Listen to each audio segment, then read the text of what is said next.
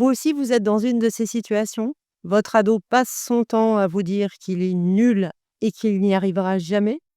Que de toute façon, il a toujours été à peine dans la moyenne et qu'il y a aucune raison que ça change? Dans la moyenne, OK, mais vous voyez bien là, depuis qu'il est entré en première, que ses notes, sont en train de baisser et qu'il a vraiment du mal à s'organiser dans son travail. Vous voyez bien qu'il a pas confiance en lui du tout et vous avez très envie de l'aider, mais les mots dissertation, commentaire, analyse linéaire et autres vous donnent des boutons. Alors laissez-moi vous raconter, ma rencontre avec, Ronan. Ronan, c'est un papa solo qui élève, ses 2 garçons, qui se retrouvent, tous les 2 en classe de première et donc qui passent le bac de français. Steve, le plus jeune, est en première, parce qu'il a suivi une scolarité sans accroc et Johan se retrouve dans la même classe que son frère alors qu'il a 1 an de plus. Et c'est Johan qui se sent toujours à la traîne, qui a toujours eu à peine la moyenne par rapport, à son petit frère, qui a toujours eu une scolarité qu'il qualifie de parfaite. D'ailleurs entre eux, on sent bien que c'est un jeu permanent: «Oui, toi l'intello», ce qu'on peut trouver, entre frères à la maison. Ronan, le papa, a très, très envie, d'aider, Johan, mais ne se sent pas du tout capable de le faire. Il n'a pas du tout, la formation adéquate et puis, de manière très saine, il n'a pas envie non plus de se transformer en prof à la maison. Il veut préserver la complicité qu'il a avec ses 2 fils. Et puis Ronan, son positionnement est très intéressant parce que en ayant un fils, le plus jeune, qui est excellent élève et l'aîné, qui est en difficulté depuis toujours, eh bien, n'a jamais, jamais mis ses enfants en compétition, n'a jamais procédé par comparaison, donc une relation extrêmement saine. Alors pour l'anecdote, si Ronan n'a jamais fait ça, c'est parce que lui, plus jeune, a été, très, malmené, par, la comparaison qui était sans arrêt faite par ses parents entre lui et son frère. Laissons là, l'avis de Ronan et revenons, sur, le trio, papa et ses 2 fils, en classe de première, candidats au bac de français. Je prends un temps pour, discuter avec Johan, et effectivement, les phrases de dévalorisation arrivent très rapidement. Il est très fataliste. «Depuis que je suis rentré à l'école primaire, de toute façon, je n'ai jamais rien compris et là, cette année, on me parle de figures de style, de commentaires de textes, on me fait lire des auteurs qui sont morts, depuis des milliers d'années. Ça ne m'intéresse pas et je ne comprends pas ce qu'on attend de moi. Et puis de toute façon, je suis pas à la hauteur, mon frère a toujours été meilleur que moi et il y a aucune raison que ça change». Alors dans cette situation, pas question de laisser dans son coin Steve, l'archétype du bon élève. Bien au contraire, il, s'est agi de l'inclure, dans la discussion. Et donc ce que dit Steve est très intéressant, c'est que, il a très envie, d'aider son frère, mais il a peur qu'il le prenne mal. Il a peur que son frère accentue une espèce de complexe d'infériorité.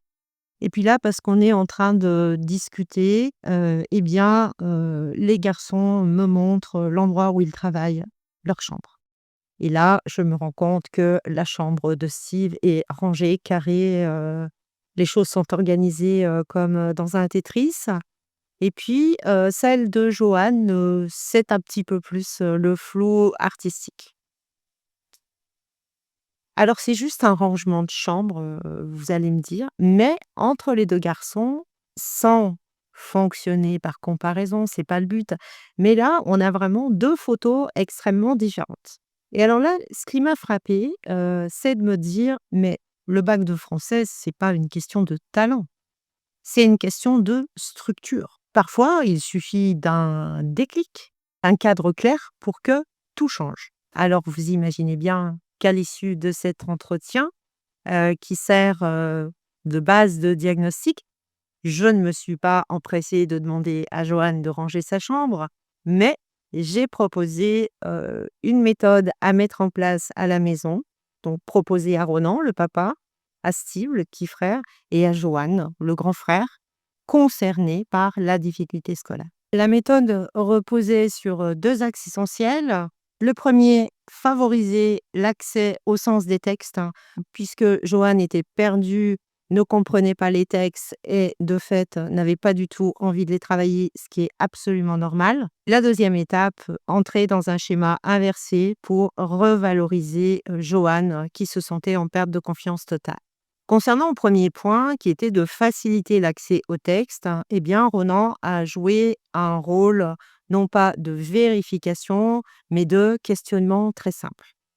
Pour chaque texte, il avait 3 questions à poser à Johan. Quelle est l'idée centrale? Comment tu l'expliques? Quelle citation tu vas utiliser? Vu comme ça n'a pas l'air de grand-chose par rapport à l'ensemble du bac de français.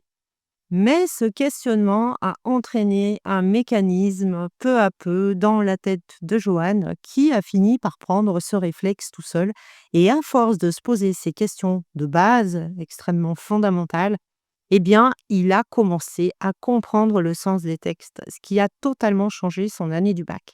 Concernant le deuxième point, qui était de revaloriser la place de Johan, de faire en sorte qu'il arrête de se considérer comme inférieur à la maison, eh bien, on a établi ensemble que ce serait Johan qui ferait réviser Steve, son petit frère. Steve s'est prêté au jeu avec la plus grande bienveillance et d'ailleurs, en a retiré, lui aussi de grands bénéfices et ce que craignait, Ronan, à savoir une espèce de compétition malsaine entre ses fils, eh bien, s'est transformé non pas en compétition, mais en émulation et en entraide fraternelle et cela a fait progresser Johan jusqu'à l'épreuve finale. Résultat de tout ça, pendant l'année, les notes sont remontées. Pas en flèche, mais peu à peu, pas après pas, Johan a commencé à comprendre les enjeux de ses apprentissages et puis progressivement, le bac a approché et le jour de l'oral, cet élève qui était en panique, qui, vous vous rappelez, se disait: «Je suis nul, de toute façon, j'ai toujours approché la moyenne, pas de raison que ça change», eh bien ce même élève a eu 16 à l'oral. Il a eu 10 à l'écrit, donc doublé, sa moyenne de l'année, puisqu'il avait 5 pendant, son année de première. 10 à l'écrit, 16 à l'oral. Donc vraiment un grand pas. Et puis surtout, au-delà de la note, ce qu'il m'a dit et ce qu'il a compris, c'est au final, c'est pas si compliqué, c'est juste une question de mécanique. Comme il a raison. Le bac de français, c'est pas si compliqué, c'est juste une question de structure, c'est juste une question d'organisation, de méthode, de mécanique. Pour reprendre le mot extrêmement bien choisi par Johan. Et puis, je suis convaincue d'une chose, c'est que tout parent peut devenir un excellent accompagnateur sans pour autant se transformer en prof. Et ça peut même devenir une histoire de famille. J'espère que cette vidéo vous a un peu éclairé et je vous dis à très bientôt.